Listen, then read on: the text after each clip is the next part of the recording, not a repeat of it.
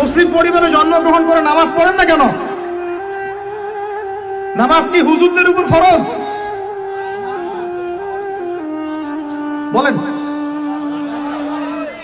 আপনার বয়স কি 10 বছরের নিচে? তাহলে আপনি নামাজ পড়েন না কেন?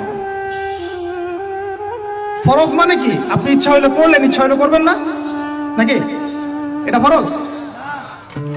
ফরজ হইতো বোঝেন। ফরজ কি? ওই যে প্রত্যেক রাতে যে মেয়ের সাথে খষ্টি নষ্টি না করলে আপনার ঘুম হয় না, ওইটা হচ্ছে ফরজ।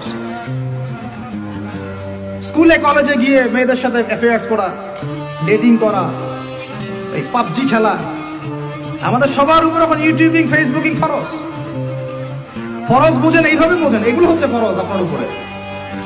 তো সালাত, হাইয়া আলা সালাত প্রত্যেক দিন আপনার কানে যায়, কেন সালাতে আসেন না? হাইয়া আলাল ফালাহ আপনার আমার কানে যায়, কেন সালাতে আসেন না? কখন সালাতে আসবেন?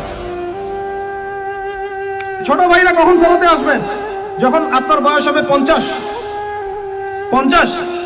ওই সময় এসে প্রথম কাতারের চেয়ার নিয়ে দৌড়াদৌড়ি করবেন। আমরা যখন মসজিদে যাই, প্রথম কাতারগুলোতে প্রথম 2টা কাতার থাকে বয়স্করা, বৃদ্ধরা, যুবকরা নাই। আর ওই সময় চেয়ার নিয়ে মারামারি, কারণ এখন তো সেজদা দেওয়ার মতো শরীরে ক্ষমতা নাই। আর কে আগে চেয়ার দখল করতে পারে, ওই হচ্ছে প্রতিযোগিতা। তখন আপনারা কি, আমরা কি ওই সময়ের জন্য অপেক্ষা করছি?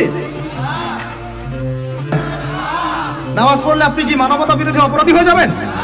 এই ফাইজলামি মার্কে কথাবার্তা যারা বলবে, সমাজ থেকে বয়কট করে দিবেন,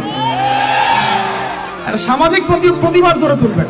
এই শব্দগুলো সস্তা করতে করতে যাকে তাকে যা ইচ্ছা তাই বলে বেড়াচ্ছে। ধর্মের কথা, ইসলামের কথা বললেই মানুষ সন্ত্রাসী হয়ে যায়। আমরা কি শান্তিপূর্ণ পরিবেশের মধ্যে অশান্তি সৃষ্টি করতে চাই? কশিন গেলেও নয়। কিন্তু আপনার ছেলে, আমার ছেলে, আমার ভাই আপনার বোন নামাজ পড়বে না কেন?